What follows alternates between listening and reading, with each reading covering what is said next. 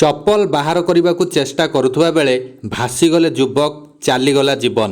ଆସନ୍ତୁ ଜାଣିବା ଏହାର ସର୍ବିଶେଷ ଖବର ବିଷୟରେ। ମଧ୍ୟପ୍ରଦେଶର ସିଓନି ଜିଲ୍ଲାରୁ ଏକ ଦୁଃଖଦ ଘଟଣା ସାମ୍ନାକୁ ଆସିଛି।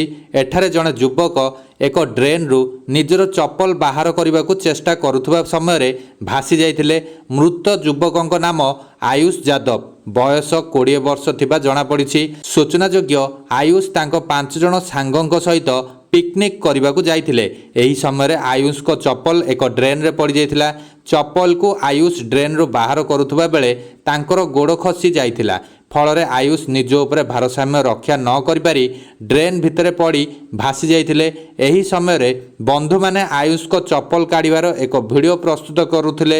ଏହି ଭିଡ଼ିଓରେ ଆୟୁଷ ଭାସି ଯାଇଥିବାର ଦୃଶ୍ୟ ମଧ୍ୟ ରେକର୍ଡ ହୋଇଯାଇଥିଲା।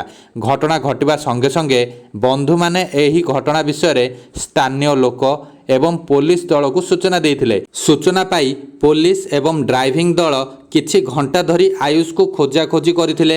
ଉଦ୍ଧାରକାରୀ ଦଳ ଘଟଣା ଘଟିବାର ପରଦିନ ଆୟୁଷଙ୍କ ମୃତଦେହ ଉଦ୍ଧାର କରିଥିଲେ।